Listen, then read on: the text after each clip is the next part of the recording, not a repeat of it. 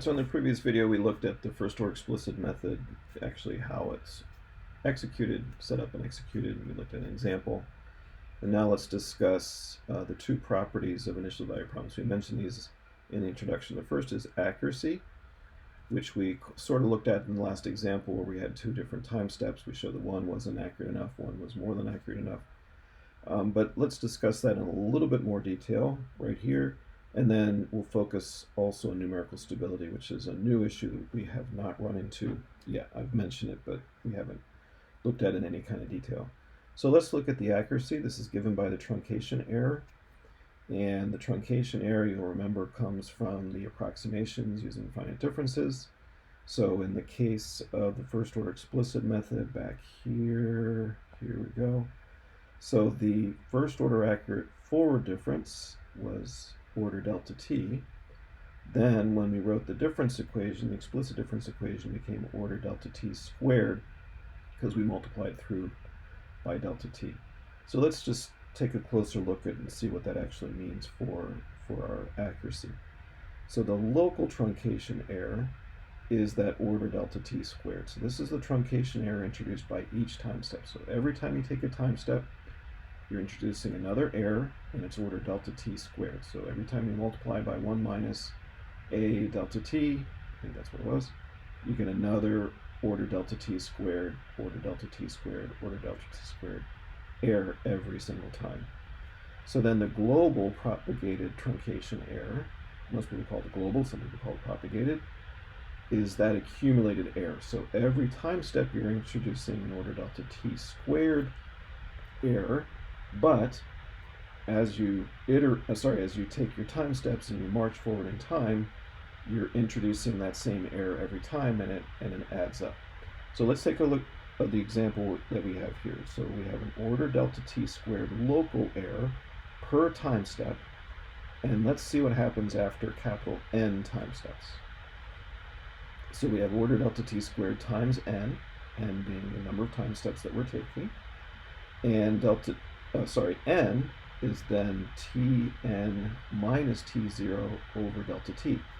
So the number of time steps is the total time elapsed, which is the numerator, divided by the time step delta t. So you can see this order delta t squared here cancels with one of these. Delta t here cancels with one of these, and it gives us an order delta t accuracy in terms of the global propagated truncation error. In other words, if the tn minus t0, so the time interval that we're spanning in this simulation, if that's an order 1 number, it could be 1, it could be 10, it could be 100, that's an order 1 number, then the order of the error is given by this order delta t squared over delta t, which is order delta t. So that's why we say that the first order explicit method, it's in the name, is only first order accurate, because the error for the whole method is order delta t. Delta t squared per time step, order delta t for the whole sequence in time. So that's how the accuracy works. Then let's look at numerical stability. So we discussed this again briefly on and off, kind of in a qualitative way. So the question is, what happens to our numerical solution as we introduce these small errors, round off errors, truncation errors, and so on? So these are errors, these are acting like disturbances in the solution. What happens to those disturbances as we march in time? Do they become unbounded? Do they grow and become unbounded, in which case it's unstable, the method is unstable? Or do they decay and get smaller, at least don't get any bigger, in which case it is stable? So let's take a look at that for our example that we've been dealing with in the last video. So for the first time step, n is equal to 0. So we start with the initial condition u at 0, or u sub 0. We multiply by 1 minus a delta t, and that gives us the next value at the new time step, u1. Then we do that again.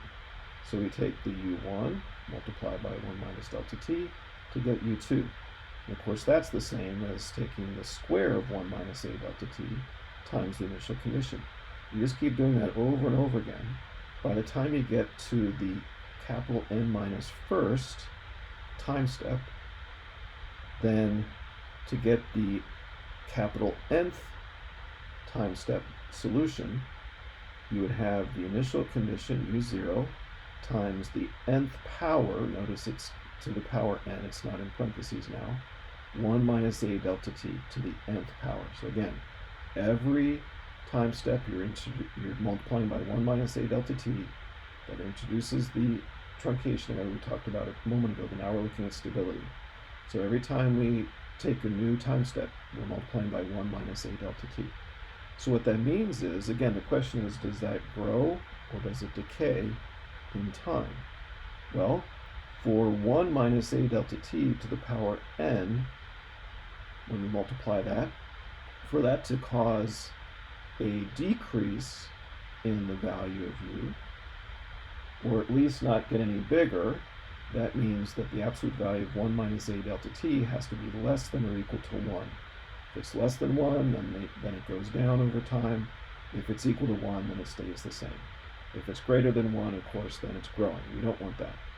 So we need the absolute value of 1 minus a delta t to be less than or equal to 1. Well, for the absolute value of something to be less than or equal to 1 means that that something is between minus 1 and 1. So we can strip off the absolute values by saying that it's between minus 1 and 1. All right, so the question is, we know A, we did an example where A was 2. So the question is, what does this say about delta t for numerical stability? Well, let's get rid of this 1. So let's subtract 1 from both sides, or all three sides of the inequality. So the minus 1 becomes minus 2, the 1 becomes a 0, and then we just have minus a delta t in the middle. Then let's get rid of the minus sign. So let's multiply by minus 1. Now remember, when you have an inequality, you multiply by a negative number, you have to switch the inequality. So the less than or equal to's become greater than or equal to's. So 2 is greater than or equal to a times delta t, which is greater than or equal to 0. So we have two inequalities. A delta t is greater than or equal to 0, and a delta t is less than or equal to 2, both of which have to be satisfied. So let's think about that, what that means. Remember that a is positive. Here we specified that in the problem statement. If a is positive, of course delta t is always positive, so a times delta t is always going to be greater than 0. So that right inequality, this one, is always satisfied here, and we only have to be concerned with the left inequality. So for that to be satisfied, delta t has to be less than or equal to 2 over a. So given a, in our last example it was 2, that gives us a guideline for what the time step has to be in order to maintain stability. So that we'll take a look at our previous example in light of this new information. So we say that the first order explicit method is conditionally stable. That means it is only stable under certain conditions. It could be conditionally stable, it can be conditionally unstable, which means there's no conditions for which it's stable, or it could be unconditionally stable, which means it's always stable no matter what the delta t is. So the first order explicit method is conditionally stable. There's a condition that has to be satisfied in order for it to maintain numerical stability.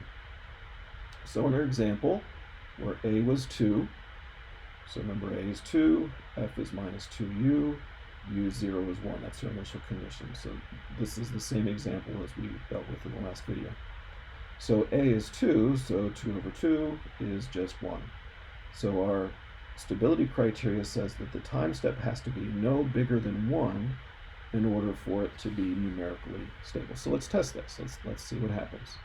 So let's use 1.05, so a little bit bigger than that threshold.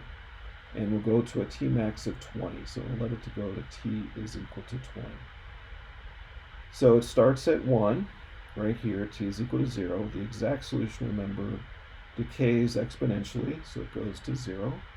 But the numerical solution, you can see that it's oscillating back and forth, but more importantly, those oscillations are growing.